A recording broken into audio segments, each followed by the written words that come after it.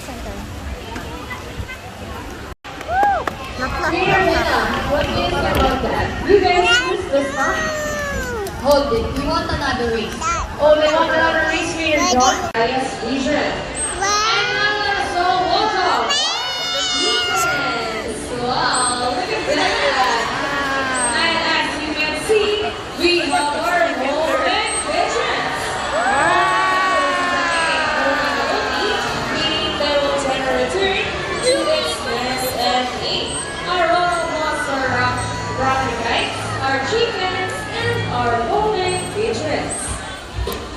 Here at the Northern Park, we believe that there is hope. We all not try to take care of our friends in the sea, but we're also who are in land and air as well. Now guys, who knows what we are? It's reduce, and recycle. Very good. So here's our number one thing, and they will show us how to everyone.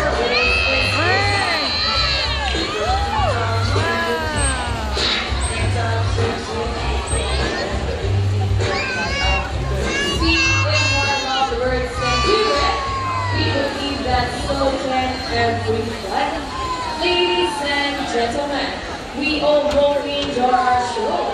Are the birds spectacular? Well, in our own way, no matter how small the efforts, let's take action in saving them from exploitation or even extinction. Please, let's all do our part in saving the world, because remember, this is the only home we've got.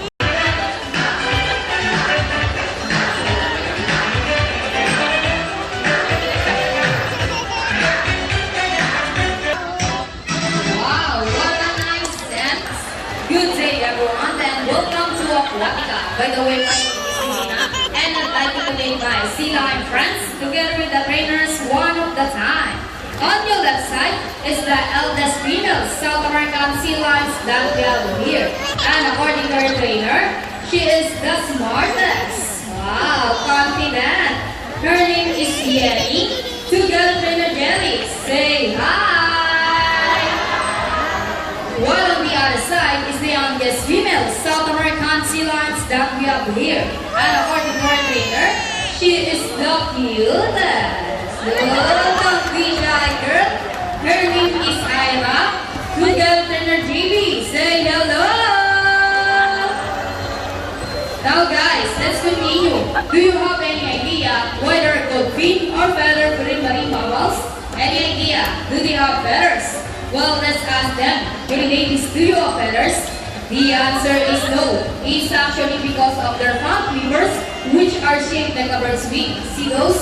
The term effects may also be translated as wing-footed, since their flippers do look somewhat like wings. In fact, they appear to be flying underwater as they swim from place to place, right, Sila and friends? And did you know, they're often mistaken like a seal because they look very much alike. But some differences between a seal and sea lions is the fact that they have bigger front flippers. And they can also turn their back flippers, something seals cannot do. As a result, they can walk upright while on land. And that's a fine demonstration. How about a round of applause for Sila and friends? And you know what guys? They have this long and flexible neck. How flexible? Well, check this out. So flexible, right? How about a round of applause for Sila and friends? As you can see, their body is covered with a tinkle of short hair. And their whiskers help the sea lion's sense of touch. They contain nerve fibers, which make them sensitive. Nice smile. Hey! And they may also use their whiskers to aid in navigation or to detect vibration from prey in the water. And their small external ears give them a good sense of hearing both above and below the water surface. Sea lions, like in marine animals, can see both above and underwater. They have a keen eyesight but no color vision. In the wild, they inhabit water close to shore, while hiking sweet pools, and they have a preference for rocky beaches. They have excellent climb abilities which can easily scale rocky cliffs. Check this out. Really strong front flippers. Now let's talk about their swimming abilities and let's start with Ira, the field test.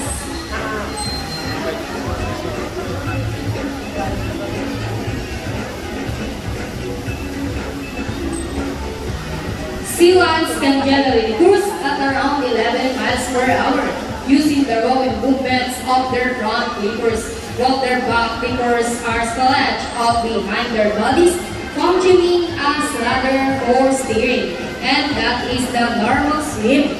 Nice and easy. Thank you so much, Ira and Trainer JB. But when chasing their prey or escaping from predators, they can achieve a burst speed up to Ready, Yanni?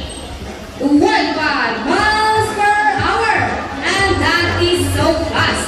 How about a round of applause for Yanni, the smartest? Wow, nice slide. And another one. She deserves it. Now here's an interesting story about our sea lions. Did you know that the US Navy has trained a few of them to be part of their special operation underwater mines? So trainers, ladies, are you ready? Well then, salute! Now let's march. Ready guys? Up, 2, 3, 4, up to salute! This time, could you please join our sea lion friends in a salute in a count of 3? Everybody please salute and make this one loud. People of the crowd, are you ready? Hey guys, I can't hear you. Are you ready? Now let's count. 1, 2, 3, salute everybody. Thank you so much. Well, sea lions resolve to search and recover equipment from the water. H2O. So trainers, what first? The rings. Go and get the rings, sea lion friends.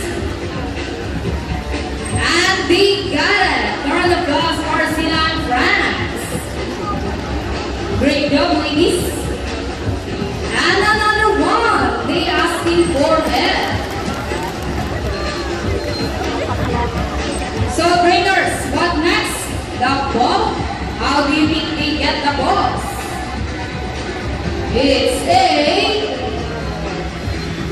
ball balance. Third pool, ladies. Almost there. Purple. Steady and fantastic. How about a round of applause for our sea lion friends? Excellent work, ladies. This time, would you love to see a dance number from our sea lion friends? Hey guys, there's the energy. Would you love to see them dance? Now, Lego, maestro.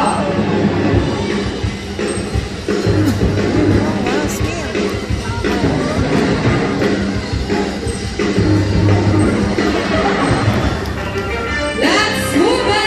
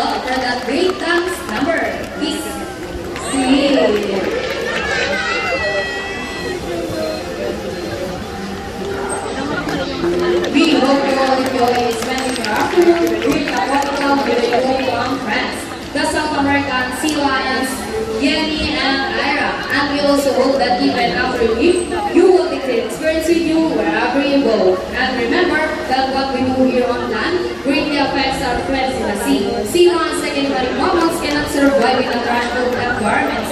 So let's keep our surroundings clean. Aside from pollution, there are many other threats to their survivals all over the world, such as climate change and illegal hunting. You can learn about these inside our oceanarium. Always keep in mind that we are steward of our planet and thus, each one of us must do what we can to protect and conserve all inhabitants